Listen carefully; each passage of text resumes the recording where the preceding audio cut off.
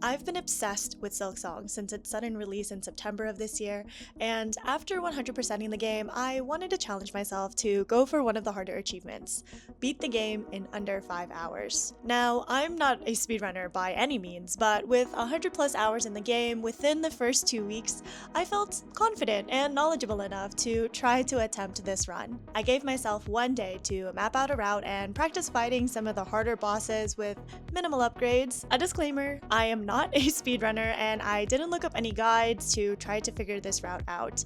I will not be using optimal movement techniques or major objective skips, but I do think that this is doable for the average Silksong player. My strategy involves going through the intended storyline by activating all of the bell benches, defeating Last Judge to get into Act 2, then completing the threefold song to reach Grandmother Silk. And with that, let's get into the run. The beginning of the game is quite straightforward. Exit Moss Grotto, fight Moss Mother, then make your way to Bone Bottom. We'll enter our first arena to get to Sherma's store, then head right to collect rosaries in order to unlock the bench heading towards the Marrow. In this big room, we'll climb to the top left exit and through the next room to reach Chakra, but I won't be buying any maps in order to save money. Instead, I have an interactive map open to make sure I'm heading in the right direction. In the next room, I'll collect rosary beads from the enemies here to save up for bellways, then double back to unlock the gate before going up towards Silk Spear. I also accidentally die here. Oh, that's bad. I also managed to collect enough moss berries earlier and traded those in for the Druid's Eye, which I immediately equipped before fighting our first boss of the game, Bell Beast. Afterwards, I unlocked my first bell and continued through the Marrow to pick up the straight pin in the jail cell and remembered to head down to unlock the moving platform, then crossed over into Deep Docks. I decided to head up and buy the bench first in case of an unfortunate death, then headed right and up to get to the Ant Arena. I clear it, but hit the spikes and then grabbed Dash. I opened the gate to rest at the bench I grabbed earlier, then headed down into another arena before buying the Magma Bell from Forge Daughter. Then it's on to Lace, who I managed to take out first try. I ring our second bell, then move into Far Fields, which has quite an eventful start. Oh god. Excellent.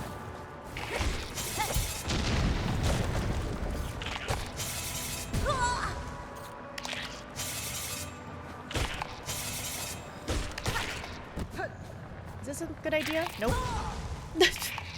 She says as she freaking runs. Oh, saved myself.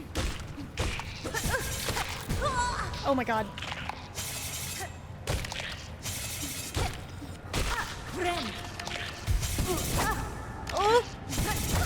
Oh.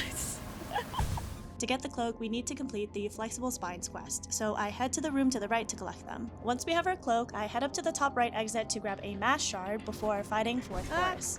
I attempted to do the skip here, but I am immediately humbled. I didn't practice it at all, so we stick around to fight the boss, who goes down pretty easily. The next area is Greymoor, which we have a lot to do here. First, I head right to the Crawl Lake Arena to unlock the balloons, but I take an unlucky death and have to redo this all over again. Once outside, I need to pogo up to the top right to get the threefold pin, and boy does that 45-degree pogo kill my momentum multiple times. Wasted so much time. Oh my god, can I get these pogos, please? Oh! I just want my pin! I need it! I'm dependent on it. I grabbed the threefold pin, but unfortunately die, and ultimately decide to abandon the beads since it took me about 5 minutes to get here last time. I head around, almost die again, but managed to unlock our third bell before heading to halfway home. Next up is another arena, which isn't too bad. Then I head down to buy the Greymoor Bellway and also grab a memory locket. I navigate through the winding platforms on the left, then enter the Chapel of the Reaper, which will be the crest I use for the rest of the game. Overall, I prefer Reaper over Hunter for its easier down slash and extra silk after healing. I decided to head straight to Morwing without equipping any extra tools, but sadly get sniped out of the air and have to do this fight 2 more times before finally taking the boss down. We've made it to Bellheart, where I purchased the Bellway before heading straight into Shellwood. Shellwood is a pretty large map with huge rooms, so it's a lot of winding around to unlock the doorways in between. I grab my second mass shard here before unlocking the elevator down to a bench, then head straight back up to fight Sister Splinter. I know that you can skip this fight entirely, but again, I'm not a speedrunner, and thankfully cleared the fight on my first try in about 2.5 minutes on the verge of death. I grabbed Cling Grip, then rushed straight to the upper Bellheart section to fight Widow, and defeated the boss my first try. We unlock our 4th bell, enter a freed bell heart, and talk to the pinmaster for our first needle upgrade.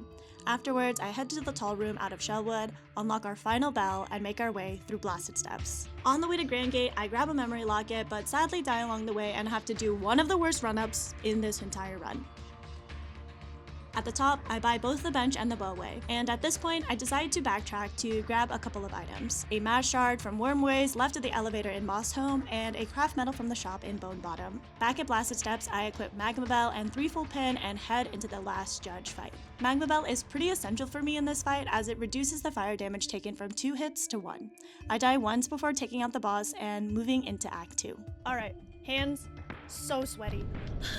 The next part of this route is pretty straightforward. After crashing down in the elevator, I buy a temporary bench before making my way through Underworks. I get cornered and die once, make my way through again and grab another temporary bench, just in case, clear the arena, and then die to enemies in the next room. I finally make it up to Coral Chambers, chat with Lace for a hot sec, and make my way towards the Grand Bellway. I get absolutely hammered by enemies and die once, but manage to bench before finally reaching the Bellway. Thankfully, clearing those enemies gave me enough rosary beads for both the Bellway and Vetrica Station.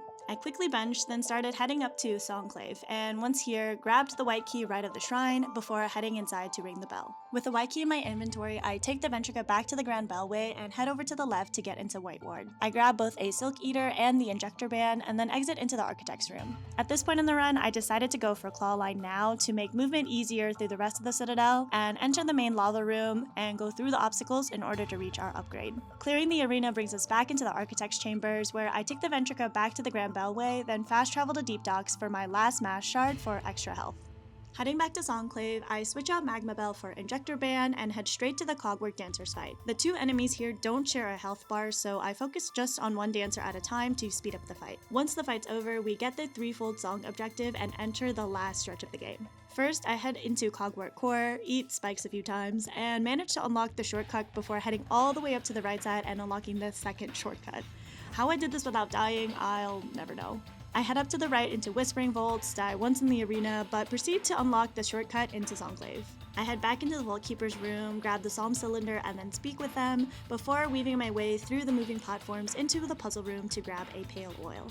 Finally, we exit Whispering Vaults to go through Truvio's Theater, where I discovered that you can pick up a quill for free if you've never purchased it from Chakra. I unlock the door into the Truvio Theater, head down into the Grand Bellway, and fast travel to Bellheart real quick for our second nail upgrade. Back in the Citadel, it's time for the Truvio fight. That second nail upgrade helps a ton, and with enough patience, I'm able to beat the boss on my first attempt. I unfortunately take some big damage on my way through the Underworks, but managed to grab the Sacred Cylinder and head back up through Whispering Vaults, where I, of course, die. I wake up at my last bench in the Grand Bellway and warp to Songclave to head down to the Vault Keeper and turn in the cylinder. For the second objective, I decide to climb up through Upper Cogwork Core. The platforming here is quite tricky, but thankfully I didn't have too many issues this time around. In the puzzle room, I follow this cheat sheet to line up the pillars, though admittedly not in the most efficient way. It's definitely better to work your way top to bottom than handling each pillar individually so you don't lose all of the platforms. I learn the Architect's Melody, float back down through the Gears of Doom, and make my way to High Halls. Navigating through High Halls is also a straightforward path, and on my way down, I decide to grab the Cogwork Flies with the craft metal I bought from Bone Bottom earlier. I got cornered by this last enemy and ate spikes a few times on my way out of High Halls, but managed to escape and reach the bench. With the biggest choke point in the run around the corner, there was nothing left to do but throw myself at it. My first attempt went pretty well, with full health going into the final round, good use of my pins, and I even managed to take out one of the mini bosses, but I got whacked midair. We won't even talk about my second attempt. And my third attempt was a little shaky, but I managed to pull through. And side note, I am so proud of myself for getting this in 3 attempts with the minimal amount of upgrades that I felt comfortable doing compared to in my first playthrough, being stuck at this arena for hours. It's just such a good feeling. I really recommend you get good. What? I learned the Conductor's Melody and head back to the elevator for the endgame. Until I realized I didn't learn the Vault Keeper's Melody earlier and had to backtrack. And now we can head up to the final boss fights. Everything from this point on, I hadn't practiced, but I mean, it can't be that hard, right? Lace 2 gave me a little bit of trouble as I wasn't used to the small arena and the slight differences in her movement pattern compared to the Lost Lace fight in Act 3. It took me about 4 attempts before I managed to beat her. And Here we are, the final obstacle in the speedrun. Again, I hadn't practiced this fight with my current tools, but I felt pretty confident in getting this fight over quickly.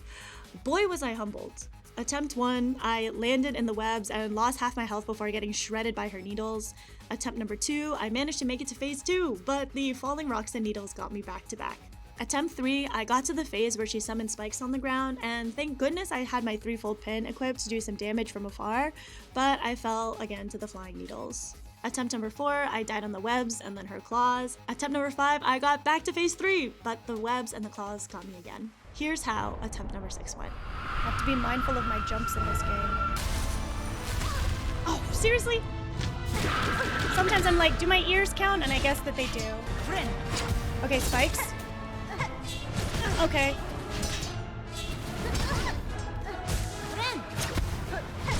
Yes, yes, yes, come on.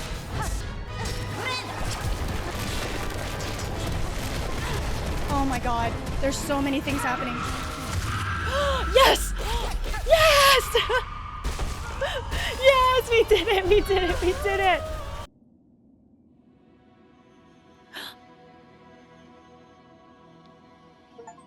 Yay! Too close. Holy cow. And we got the Steam ding! Yay! We did it! Yo, 410. 410. Let's freaking go, dudes.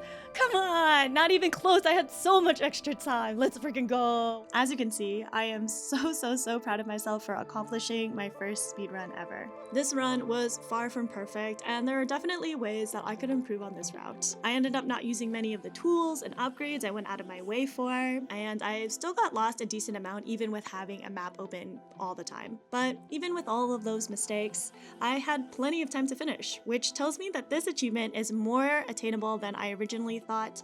So if you've made it this far into the video and you felt even an inkling of curiosity to try to do this run, I wholeheartedly believe that you can do it. If you're curious, I do have the entire speedrun up on my second channel as a VOD, so go ahead and check that out. But I hope to see you again in another video or somewhere else online. Bye!